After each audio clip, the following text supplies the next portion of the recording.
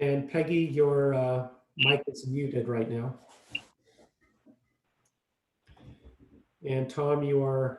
Sorry to interrupt. We are officially live. You may conduct business. Great. I would like to welcome everybody to tonight's July 2nd, 2020 Planning Commission meeting. If you would do roll call, please. Chair Hutt, Vice Chair Dennison, Present. Commissioners Catalano, Here. Dallas, Here. Pevsner, Here. and Spears. All right. First on our list is the approval of the agenda. I'll entertain such a motion. So moved. I'll second. Okay. All those in favor? Aye. Aye. Aye. All opposed? Motion carries unanimously. Next up is the rotation of chair and vice chair. Vincent, do we need to nominate the next vice chair as part of this process? We do, and since we don't have all commissioner representation, if legal counsel concurs, we can always postpone that to the next meeting. We can continue this agenda item and wait for more commissioners to be present. Great. I will entertain a motion to continue this agenda item. So moved.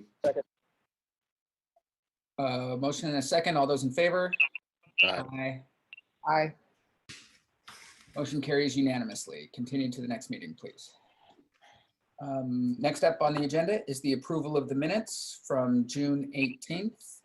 Are there any additions, corrections, or edits that anybody would like to see? I have one correction under roll call. We omitted Commissioner Spears in that list as being present on line 19. Okay, and quickly on top of that, in line 40, it said that I recused, but I believe that I abstained from the vote rather than recused myself. I have one item then. Go ahead, Joe. Yeah, on lines 107 and 108, just to provide some better clarification there. It says Chair Hutt joined the meeting. This was at the end of the first item and going into the second item, while Commissioner Catalano recused himself due to the 500-foot radius conflict. That's it's a little bit unclear to state it that way. It should say, because it sounds as though I belatedly recused myself from the first item. It should say that I recused myself for the second item, or there should just be a 107 should simply say Chair Hutt joined the meeting, Chair Hutt rejoined the meeting, and then down below the start of design review permit 2002, maybe at about line 114 or 115, there should be a separate statement saying that I recuse myself due to the 500-foot radius conflict. Shoving them together like that just is a little less clear than it ought to be. Yes, that's a good edit. Okay, thank you. Any other edits? Hearing none, I will entertain a motion to approve the minutes as corrected. So move. Second. Okay, we have a motion and a second. All those in favor? Aye. Aye. I'll abstain. I was not there. Commissioner Dallas abstains. The other three are ayes, and the motion carries. Next on the agenda is the council liaison report. Mayor Capocha. Okay, again, it's you all know, the council voted to reduce the number of commissioners on each commission down from seven to 5. And the overriding reason, I believe, with most of the council was just to keep everything the same. We did discuss a carve out possibly for the planning commission. And the conclusion of the discussion was that they just didn't feel any overriding need to keep it at 7, and that we would go down to 5. So, you know, as I said in my comments, if it doesn't work out, we can always change it, but let's give it a try and go with 5. And, you know, hopefully you'll find it more efficient and a little, get some of your time back, because it's always a little bit more quicker when you have 5 on a committee or commission than it is 7. So other than that, that's all I have to report. I just hope everybody has a great and safe 4th of July. Please stay home if you can. And hopefully the numbers won't go up any worse over the 4th here, and we can get on with this COVID recovery. John, I'd like to comment that I feel like the major thing we're going to have to watch out for now is that with seven members, we've had a pretty rich mix of different kinds of experience and expertise, and which I think has really aided the commission in its discussions, and so we're going to, when we're actually just out there with 5 people and we're looking for new commissioners, we're going to have to be very, very careful about trying to maintain a good healthy mix that way. You know, there's some commissions that I'm aware of, talking with colleagues in other cities, where their commissions are very, very overloaded with all architects or all attorneys, something like that, and it's really disliked by many people as being way out of balance. So and as an architect, I could say yes, a planning commission that was all architects would be out of balance. So we're going to have to be very careful about that going forward, I think. I agree. Now, Mayor, I know that this is the time of year where a lot of positions change, as we've just recently thanked Commissioner Desai for his service. Will this be the time of year where it's possible we change the liaison from the city council? No, not until the election. Okay, great. We will- Unless you want a new liaison, just request it. that was the No. opposite of what I was going to say, actually. I was going to thank you if this was our last meeting with you, but if it's not till the election, then we will definitely hold on. Yeah, I'll just comment on that. Usually my sense is that people don't really want to be on the liaison to the planning commission because it meets twice a month. So, I mean, it's just, you know, council members too, especially since this COVID, the demand on our times has been pretty intense, more than what we're used to as well, you know, but I've always enjoyed it. So it's always good for me. And like I say, I'm glad that I'm back.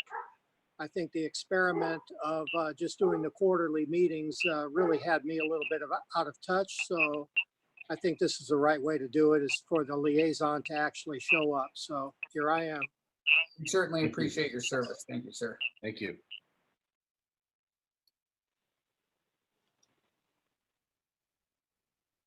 Next up on the agenda, we have community input. At this time, any person may address the planning commission. Is it possible to put up the phone number for people? And I will take as long as I can to share this part of the meeting. I just lost Claire and I just brought her back in. Let me see if I can get that up for us.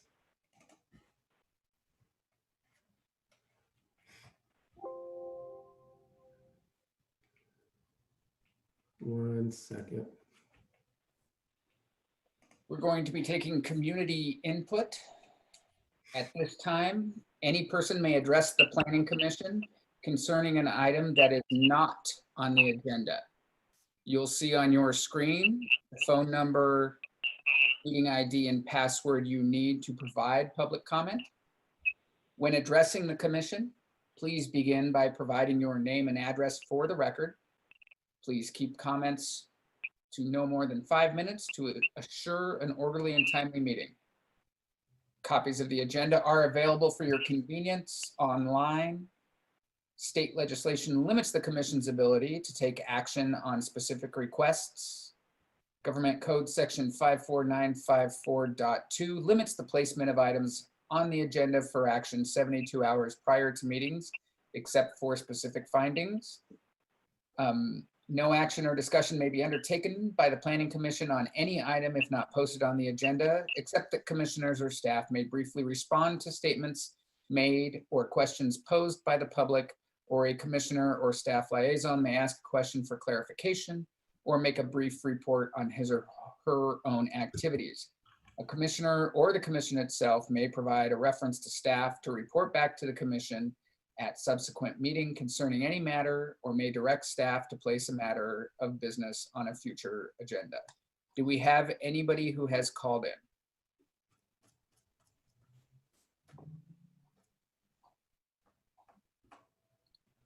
We do not have any callers for public comment at this time. Thank you. We will then close public comment and start with our presentation.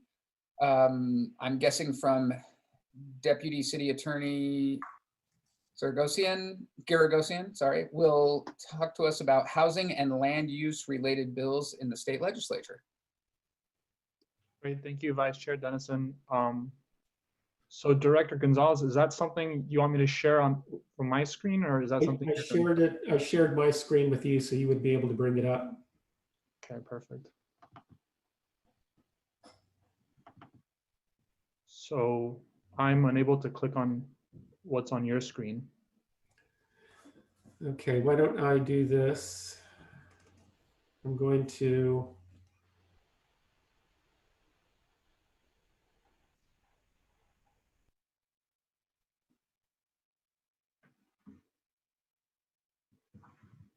so are you able to? Click through the slides, let me see. No, you won't be able to, but you can see the screen, correct? I can see the screen, yeah. Okay. I'll just go ahead and advance through the slide then. Okay, so so for those that are able to see the screen, the title says the Senate's 2020 Housing Package. As you probably know, the California legislature is composed of two houses, the Senate and the Assembly. And I'll be focusing on the Senate housing related bills for part one of this presentation. And we thought it would just be helpful if I could just describe to folks what the Senate is proposing for next year, so we can be prepared. And if the city would like to take a position on an issue, or if you would personally like to take a position on an issue, you can write your legislators and make that known ahead of time before the bills are decided. Oh, went too far.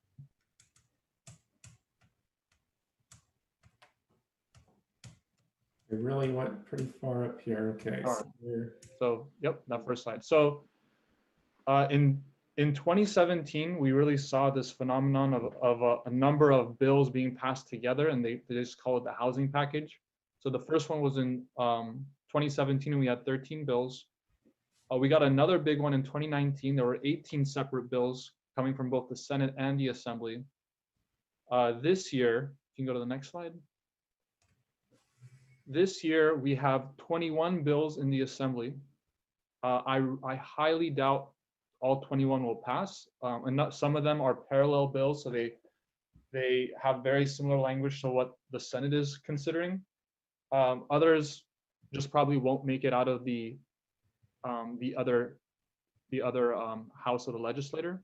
But so the Assembly is considering 21 bills and the Senate is considering 6. Next slide.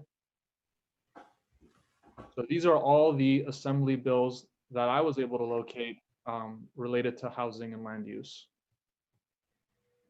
Next slide. And so these are what we're going to focus on. I'm actually going to focus only on 2 today. there's a lot to cover, and I'm going to cover it in like 15 minutes or less. So I'm only going to cover two of these. And what I'll be covering is SB 1120, the ministerial approval for duplexes and lot splits, as well as SB 902, so it's upzoning while avoiding CEQA and local constraints. All right, next slide. So just so everyone is aware of the legislative timeline, if you remember last year, advocates for local control had a big fight in the legislature regarding SB 50. SB 50 never made it out of the Senate. It failed in the Senate on the Senate floor on January 30th. SB 50 was a bill that was first introduced by Senator Wiener. And that same day, Senator Wiener introduced two of his own. So as soon as his bill SB 50 failed, that same day he introduced two new housing bills. So you can see he's not willing to give these up. And over the course of from January 30 to February 21st, four other housing bills were introduced. On June 19th, that was the last day for the Assembly to pass a bill in the House, to pass a bill in the Assembly. So those 21 bills are actually filtered out from many more that were introduced. On June 26th, that was the last day for Senate introduced bills to have passed the Senate floor. So at this point, all the Senate bills are before the Assembly, and all the Assembly bills are before the Senate. So the two houses are considering each other's bills. They've already considered their own bills in their respective houses. Now they're considering each other's respective bills. And I believe the summer recess has begun for the legislators, so they get back July 13th. And that's when they'll be considering the bills, the housing related bills. And the last day for them, for both houses to approve these bills is August 31st. So by August 31st, we'll know what is going to go before the governor. And the governor on September 30th will be able to determine what to sign or veto. Next slide. So SB 902, just some background on it. You can start clicking through that. So SB 50 was allowed or had proposed allowing up to 4 residential units by right on eligible parcels. And like I said, it was introduced the day SB 50 was defeated.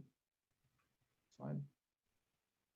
And the provision, so SB 902 allows, it initially allowed by right approval of duplexes, triplexes, and fourplexes. So exactly what SB 50 was contemplating. But it actually took that provision out because the author of SB 902 felt that it probably failed in the committee. And the reason, the only thing that's left now is by right approval of duplexes in SB 902. And the reason we're considering this again is, and it's cited in the bill, in 2016, a report by the Legislative Analyst's Office shows that construction of moderately dense housing, so that's 2 to 49 units in California, peaked in the 1960s and 70s and has slowed in recent decades. I'll talk about this point in the next slide. Keep going. All right, let me minimize this. So notwithstanding any local restrictions, including voter initiatives, the city council may adopt an ordinance to zone any parcel for up to 10 units of residential density at a specified height. So that whole 1 to 4 units by right was removed. And this moderately dense housing provision was introduced, but it gives the council the right to adopt an ordinance to allow for this upzoning. So it's not automatic. It's not imposed on the city against their will. And the real advantage of this is, if you can go to the next, click on the next, yep. If the city council adopts this ordinance, it'd be exempt from CEQA. So that's the real challenge oftentimes in upzoning is all the potential challenges that the upzoning process might face in terms of a CEQA challenge and the public hearing requirements for that. And so the legislator would make, because the legislator has exempted this from CEQA, it would be just like adopting any other ordinance in that you'd have to do a public hearing and vote on it over 2 separate meetings. Next slide. Keep going. So there are certain limitations for the upzoning. So the parcels must be located in one of the following: an urban infill site, which I'll talk about in the next slide, a transit-rich area, I'll describe what that is, a parcel within half a mile of a major transit stop, or a parcel on a high-quality bus corridor, which we don't have in Sierra Madre, or a drawbridge area, as identified by HCD by January 1st, 2022. So we don't have a transit-rich area in Sierra Madre. We don't have a job-rich area, I don't think, because HCD hasn't identified it, but I don't think it qualifies as a job-rich area. But what Sierra Madre is an urban infill site. So you could have upzoning in Sierra Madre if the council decides and if this bill's passed. So an urban infill site is a legal parcel in the city with an urbanized area or urban cluster. These are conjunctive. So the urban infill site has to meet all these elements. The site in which at least 75% of the perimeter adjoins parcels that are developed with urban uses, and a site with a general/zoning designation of residential or mixed use with at least 2/3 of the square footage of development designated for residential use. And these were the definitions for a major transit stop. Keep going. High quality transit corridor, one more. And high quality bus corridor. I won't get into them. We kind of talked about this during the density bonus presentation. We don't really have these in Sierra Madre, so we'll just skip over them for now. So that was the first bill. The second bill is SB 1120. And keep going. So every time one of these bills are passed, they always have a set of findings. So here are the findings specific to SB 1120. It states that the average units constructed per year from 2008 to 2018 were about 80,000. The units constructed per year prior to COVID-19, so our average was increasing. We were getting up to 100,000 to 115,000 units per year. However, what we need to satisfy our housing demand is 180,000 units per year, according to the Department of Housing and Community Development. Next slide.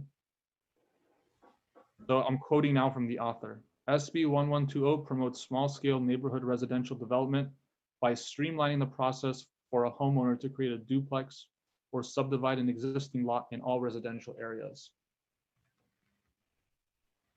According to the author, this bill leverages valuable, undeveloped but underutilized land while building valuable equity for homeowners. Next slide. So what does it do really? It does 2 things. The first thing it does is ministerial approval for housing developments containing 2 residential units in single-family zones if they're located in an urban infill area, which Sierra Madre is. It's not within a high fire hazard severity zone, which half of Sierra Madre is. It's not located within a designated historic district or on a designated historic site. And it requires demolition of less than, so if it requires demolition, the demolition has to be less than 25% of the existing exterior structural walls. We've already talked about urban infill sites, so we can go to the next slide.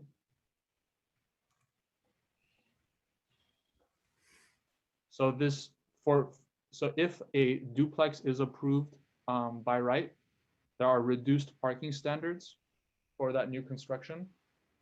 You only require 1 space per unit, or no parking required if within half mile of a high quality transit corridor or major transit stop, or within 1 block of car share vehicles, which we don't have in Sierra Madre, so it'd be the 1 space per unit requirement. And it doesn't apply to parcels that are subject to recorded covenant or ordinance or law that restricts rents to affordable levels, that's subject to rent or price control through public entities' valid exercise of its police power, if it's withdrawn from the rental market under the Ellis Act, or it's occupied by a tenant in the last 3 years. So basically, if this doesn't apply to housing that's already affordable. So if there's some kind of affordability covenant on the property already, they couldn't take advantage of this ministerial approval of a duplex. Next slide. You can just click through this to the next slide. Keep going. One more. All right. So that was the first thing SB 1120 did. Here's the second thing. Ministerial approval of lot splits. So there's if you're going to split the lot and it's going to be through ministerial approval, that has to meet certain elements. First, 2 new parcels of equal size must be created. The 2 new parcels cannot be smaller than 1,200 square feet. You kidding? Zone for residential use, located in an urbanized area or urban cluster, which Sierra Madre is, not within a very high fire hazard severity zone, not located within a designated historic district or site. The parcel was not created by a lot split under this section, so they don't want you splitting a lot and then splitting it again. And the owner of the adjacent parcel did not split the lot under this section. So what they don't want is like a developer coming in, buying adjacent lots and splitting those either. Next slide. So the city may require, as a condition of approval, an easement, a parcel have access to or join the public right-of-way, or off-street parking up to 1 space. Next. The city may not require as a condition of approval dedications of rights-of-way, which you can require under the Subdivision Map Act normally, and the construction of off-site and on-site improvements, which you can also, I think, require under the Subdivision Map Act, barring this proposed ordinance, proposed bill. Keep going. So there's a prohibition on short-term rentals for rental units created under SB 1120. So the intention is, if you're going to split your lot, or if you're going to build a duplex, they can't be for the short-term rental market. It has to be for long-term housing. Short-term rentals are defined as rentals less than 30 days. And the city may adopt a local ordinance that is exempt from CEQA to facilitate both the ministerial duplex and lot split process. And it can allow for more than 25%. It can, so before I had this, I told you that the limitation was it has to be less than 25%. But the city's ordinance can be more lenient, so it can provide for more than 25% of the existing structural walls to be demolished. It can allow for smaller minimum lot size if the city wishes. It can impose objective zoning and design standards that do not reduce buildable area by more than 50%. And we can also prohibit ADUs if ministerial approval provided to create a duplex and a lot split. So just on that last point, if you take advantage of both, let's say you build 2 separate, let's say you build 2 residential units through the duplex process by right, and then you split your lot, so you have one of the residential units on one and one of the residential units on the other, you couldn't then build ADUs behind those 2. So you can't take advantage of the new ADU law and both the duplex and lot split. Keep going. And I just want to illustrate though what, oh, sorry, went too fast. Go one back. I just want to illustrate what you probably can do though. And I don't know if the legislators contemplated this, but if you remember, I said that SB 50 allowed 1 to 4 unit housing by right, and SB 1120, I mean, a clever developer can kind of come to the same, can kind of get the same thing out of SB 1120 that they would otherwise get through SB 50. And I just want to demonstrate this right now. So let's just assume that you have a single parcel, and on the single parcel, you take advantage of this ministerial duplex. So you build 2 houses. Next. What you can do is you haven't done the lot split, so you didn't take advantage of both of them. So just if you only do the duplex process, for a multi-family structure on a residential parcel, you can still have an ADU and a JADU potentially. For sure, you can have the ADU. Potentially, you can also have an attached JADU. So you can have maybe 4, maybe 6 residential units on the same parcel. Next slide. So let's say instead of doing the duplex ministerially, you did the lot split ministerially. What you can have is you can split the lot. What I contemplated in the first example was, doing the duplex first and then a lot split. But what if you split the lot, you waited a while, and then you did the duplexes? There's nothing in the law that says you can't do that. And so that way also you might get 4 units out of SB 1120. So I'll stop here.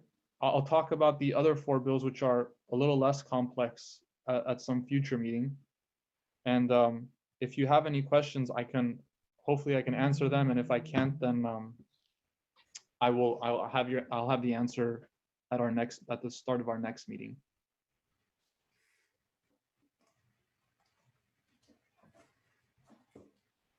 Any A lot to questions? consider. Thank you. Yeah, I got a question. Yeah. When is this going to stop?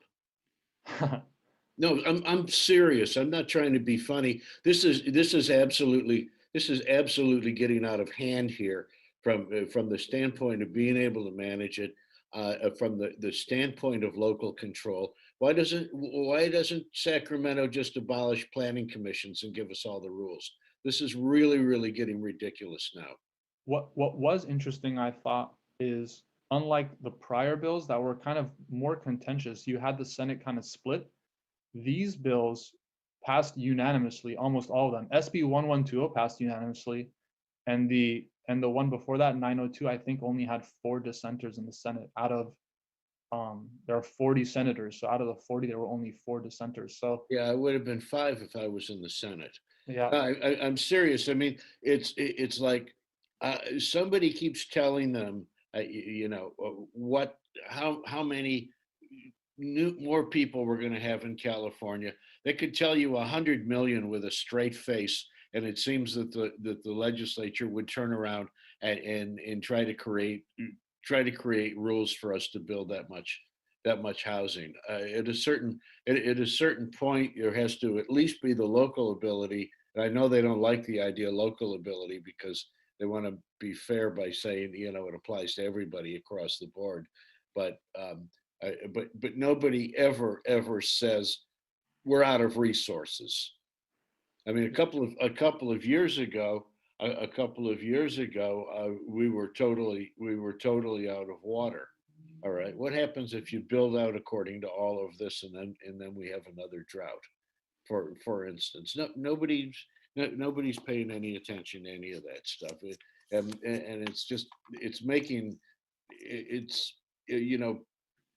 to try to test this against the will of our community in terms of what kind of community we want. We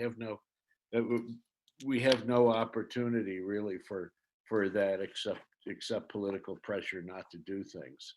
I really think they're going too far with us right now. and so the part of the reason I'm presenting this is it provides us and Sierra Madre residents and whoever's watching an opportunity to write their legislators. They listen, you voted for them, so feel free to write them and express your concerns if you have any.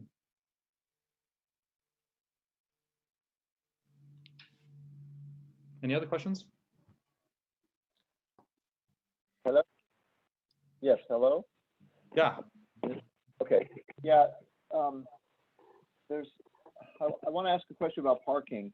This SB 1120 seems to, at least unless the city council decides to undo it, force the parking that the ADU process does not give us the right to force upon them.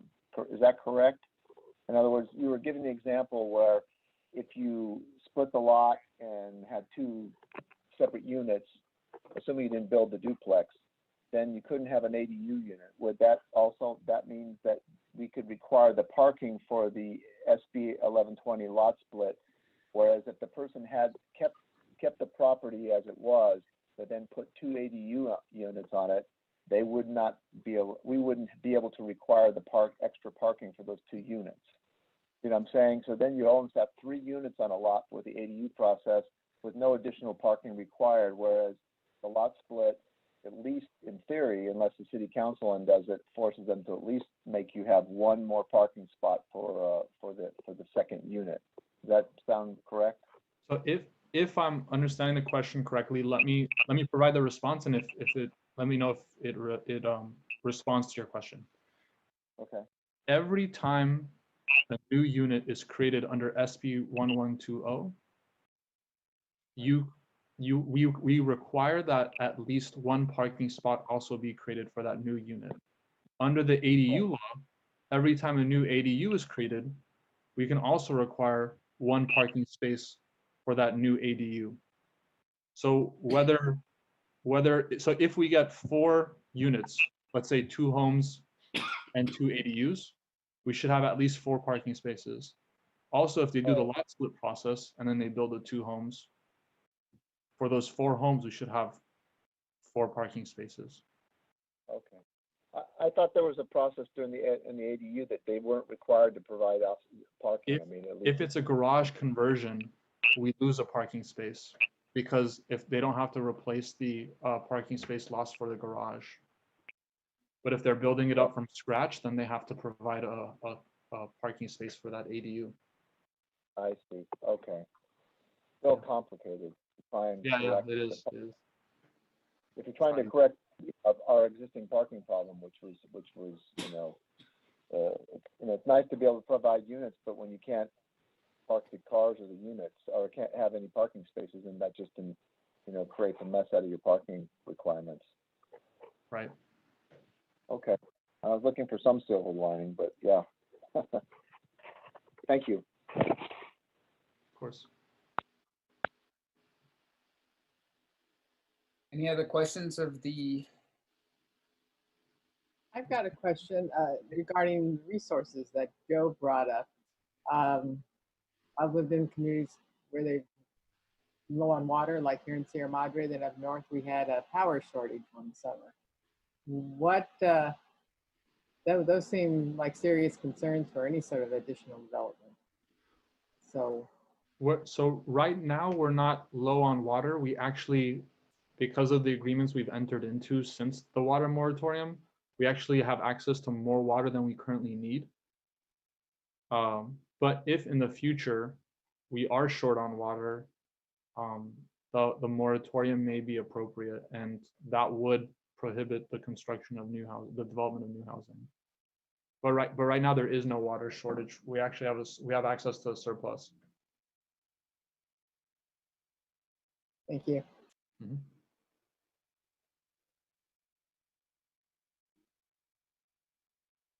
any other questions?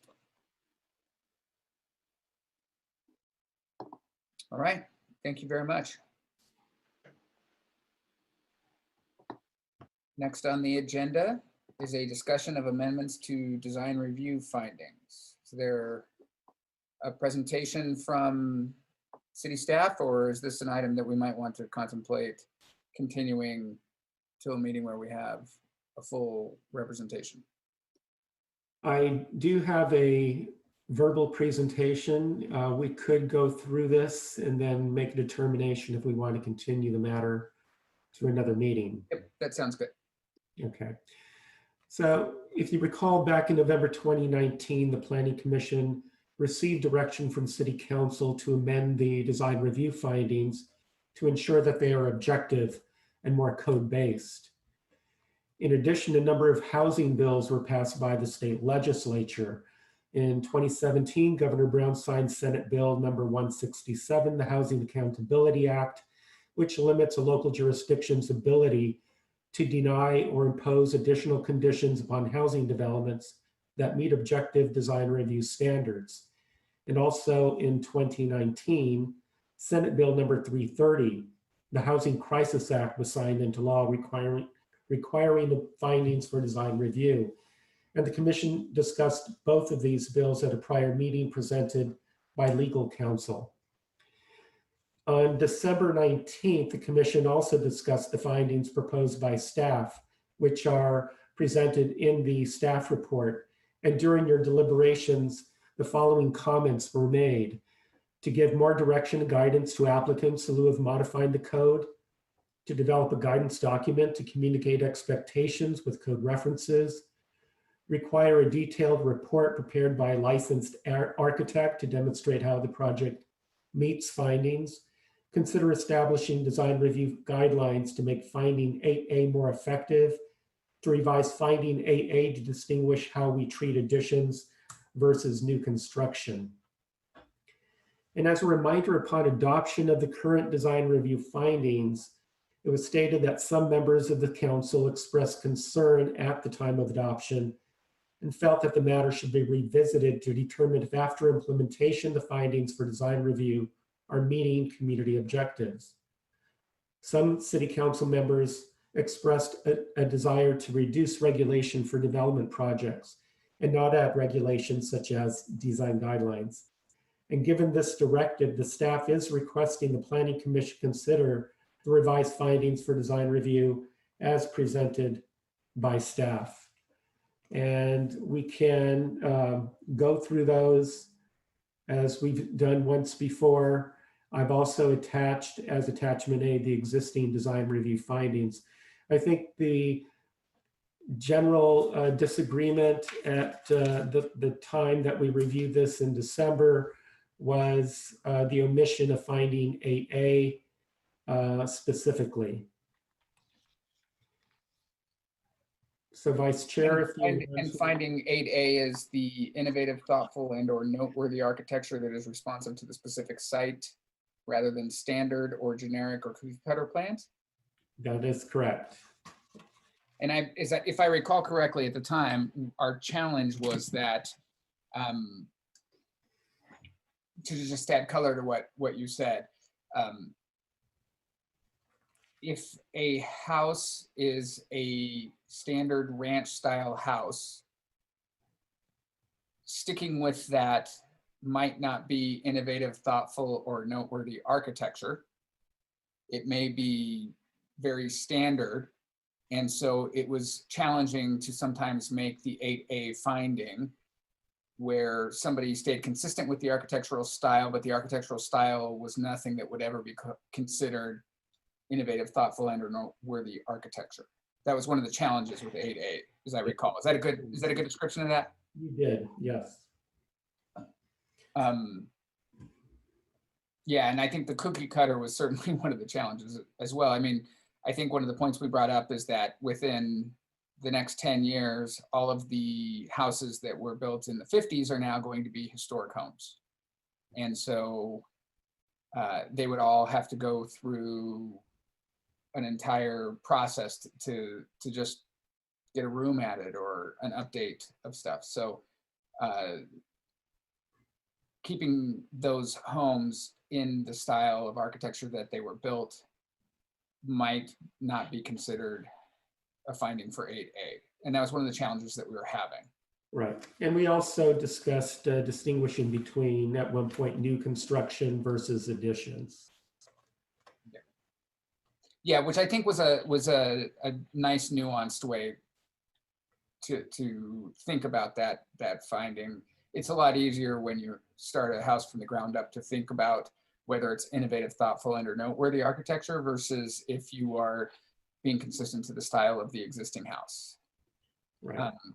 So Commission, I'm open to your thoughts on this. If this is something that is a little out of our heads, being 6 months old, and we should kind of revisit the presentation, continue this to another meeting and revisit the presentation and start the process over, or if this is something that you all feel prepared to make a ruling on tonight. I would like to have the other commissioners present, because I feel that both of those people who are missing tonight would have good things to add. but I would like to throw in a couple of preliminary thoughts right now. The whole statement about innovative, thoughtful, et cetera, et cetera. Yeah, there's plenty of really egregious innovative stuff out there. I'm not too interested in promoting that. I think that a lot of people who are building houses are looking to have a certain very stable looking traditional kinds of things as opposed to innovation. And you know, we have actually seen with one good designer who keeps turning up with things for one Carter, that there are some very traditional things that are extremely well designed. You know, so I think that that we ought to be able to just create some standards for a certain level of quality that would be transcending all of these different kinds of things, and without making any kind of statement like that. We should be thinking about that. The second thing I wanted to say was that with respect to all of this post-war housing that will be technically historic, ahead of time we should do something. We should do something about that. Look, one of the consulting things that I do is I write reports about this stuff. There's some jurisdictions where you have an incredible amount of research and pro forma response writing, just to let a perfectly plain house off of the hook, to demonstrate that it has absolutely no historic value.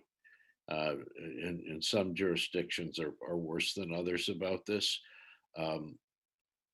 I just finished a report this week that, with photographs and the maps and everything else, was 29 pages long. All right. I won't tell you what I charged for it. And you know what it was for? It was a garage behind a house which is falling down, which is in a historic district. It was caught up historically. I won't even tell you what the jurisdiction was. Just to cross all the T's and dot all the I's, demonstrating that this dilapidated building had absolutely no historic value. This is ridiculous. You know, a bunch of commissioners could have all driven by on a Saturday morning and held a special meeting and just decided right on the spot that it was ridiculous. But we should try. There are a tremendous number of late 1940s and 1950s ranch burgers here in Sierra Madre. You know what they are. That are all going to, you know, it's housing renewal time for all of those places. And do we want all of them to be subject to this months-long process and spend $4,000 or $5,000 in fees for studies and report writings, just to state the obvious? Now I know that CEQA can get tacky about some of that stuff. We're going to need Alex's help to you know, to work around CEQA with us. But ahead of this all starting, we really should be thinking about this, doing something about it. Yeah, agreed. I think that's one of the points that's been brought up previously, is that we want to balance that with the blight that will happen at the expense of it being costly or challenging to renew houses. I'd like to say that I think we should continue it to the next meeting, but also regarding the post-war housing and ranch style, I think a lot of those are kind of charming in their simplicity. And the ranch style is certainly a style on its own, worth doing right. So all this shade that's been thrown at both those housing out types, I kind of disagree with. Yeah, and none of it was intended as shade. It was from previous commission meetings that we'd had where there were commissioners who were challenged with making the finding of 8A by keeping a beautiful house beautiful, but within a style that wasn't considered innovative, right? I mean, the post-war, you wouldn't think of it as an innovative housing style, but we have amazing examples of them here in Sierra Madre. So if I included shade in my description of them, that was not intended. But, you know, honoring them all as a group as being historic is way out on the other end. And so we have to find the happy middle ground there because a lot of those homes are very modest and can't afford putting on page studies.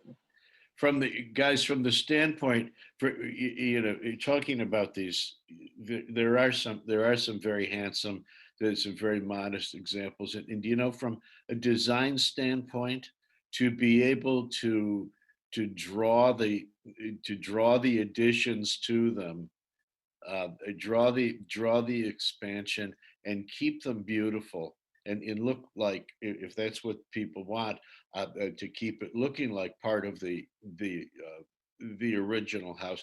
There's a lot of skill involved in really drawing those things right. And we've seen examples of people who can't do that, of course. So I don't want to, people, designers that have a very, very good hand and they're able to expand a house beautifully on its own terms. I don't think we should penalize them and say, oh, this isn't innovative. Okay, you could do some ugly, innovative things. Commissioner Pevsner, did you have anything you wanted to add to this? Thank you. No, well, the only thing I'd say is that since we are getting more of our regulations taken out of our hands, I think that gives us some latitude to be able to be creative in what we allow and what we don't allow in this town, especially when we're giving less and less parameters to do so. And I kind of support it. I mean, we have things we have sort of regulations that allow us to put our thumb up and say it just doesn't pass the litmus test because it's sort of opinionated, but it also means that those of us in the community that are part of the community that know what, have a vision for what the community has been and what we would like it to be should have latitude to make qualitative decisions about design standards, not capriciously, because, and I don't think we've ever done that, but because the commission has, a variety of opinions with the number of members on it, and we almost always arrive at a consensus, and we've also in that process improved even designs that were people were on budgets and wanted certain parameters in their house, wanted certain designs in their house that were obviously budget related. We could still sort of push that so that qualitatively we could get the best design given their circumstances and situations. So I mean, I'm not really in favor of taking out that section. I don't remember all the discussion about it, but especially given the fact that we're getting less and less latitude at the state level, we should try and keep as many decision-making policies at the local level as we possibly can. Yeah, well said. So I think that then, before I entertain a motion to continue this to our July 16th meeting, that we might want to come up with a couple of bullet points that would help us in this conversation when we meet next. I know that as I was hearing this, one of the things that your conversation, Commissioner Pevsner, reminded me is that if I recall correctly, there were some new laws this year that were triggered if you changed any of your existing review standards. And so if at the next meeting, the deputy city attorney could give us a refresher on those, so that one of the things we probably need to do is weigh what we lose in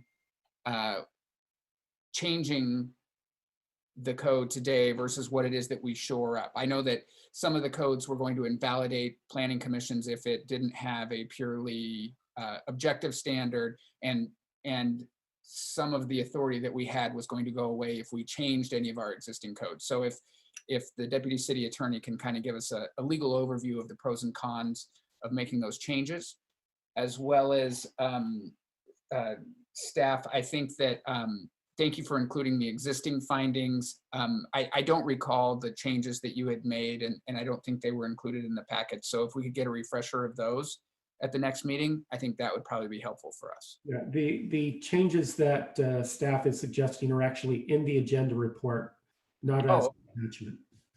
Okay, so then maybe just if you could revisit the presentation that you did. I don't know if all the current commissioners were here when we started this conversation. So if you could go through that presentation again, I bet that would be helpful for everybody to set the stage. And then hopefully we'll have enough information plus whatever everybody else contributes here as part of this conversation to what they'd like to see, so that we can get this through. I know this will be our 4th time talking about it. I did read the staff report and the proposed findings. There's 7 of them, and they're actually very clean. They cover a lot of what's in the longer 1 through 8 with all the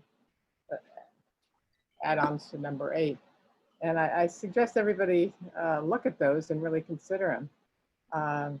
Because, yeah, as an architect looking at it, I'd rather work with a clean list like this than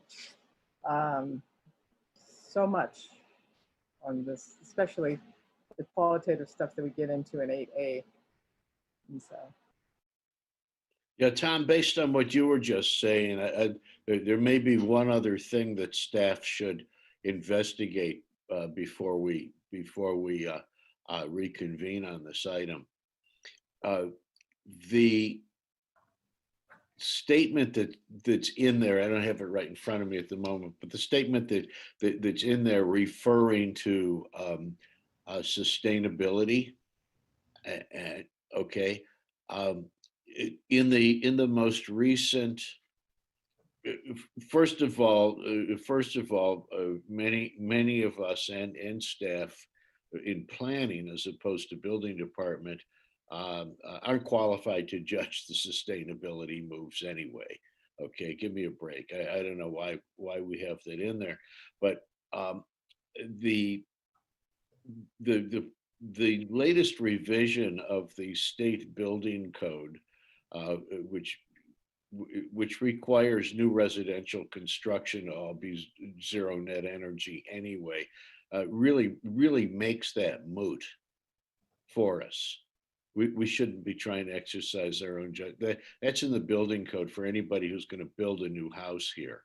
The question I have, and what I haven't had to deal with it myself personally, and maybe it would be good for staff to have some discussion, maybe with Jim Guerra about this, is how does the new building code sustainability requirements, where are they applicable to additions?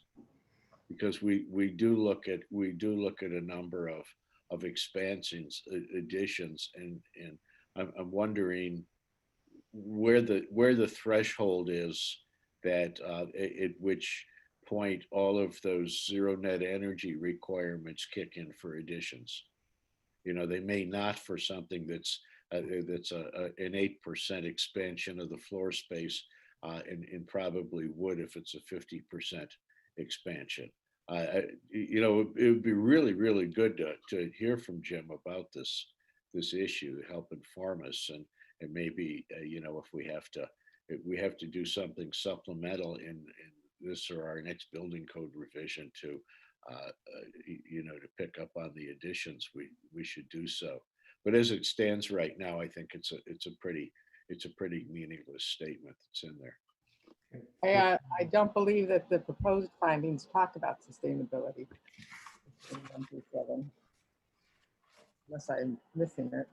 Well, I was referring to, yeah, I was referring to what, to the way it's written in the present findings. So we're trying to correct, I believe. Yeah, I'm definitely in support of knocking that out. Okay.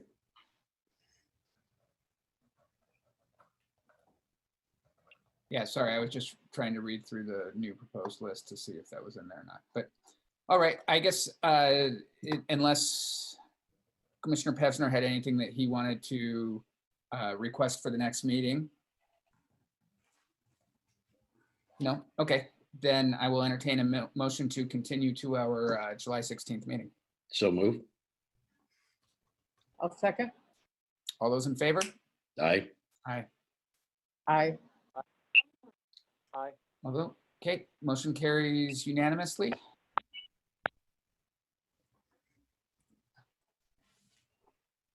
We will now move to Planning Commission reports.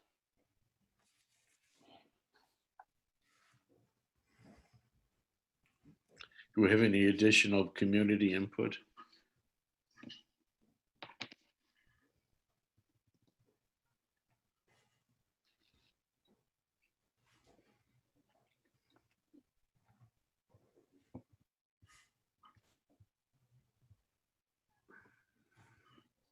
Oscar, did we have any, anybody else waiting on the line for community input?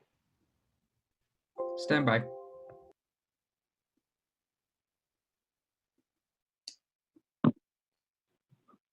There are no callers for public comment at this time. Great, thank you. Good idea, Joe, thank you. Mhm. So at this time, we'll move on to Planning Commission reports. Do any of the planning commissioners have anything to report? I don't. I don't. It's not particularly germane to this, but I did want to congratulate our fire department for getting integrated into the Verdugo system. That is something that has been a long target for them. A lot of hard work to get there. I joined the fire department. That's what brought me to this town back in January of 2000. And this has been a goal since long before I joined then. So a great shout out to them, to Chief Bartlett and the city manager and the city council for all their hard work on getting that done. That's fantastic. That's really great. Yeah. Next up is the planning and community preservation staff reports.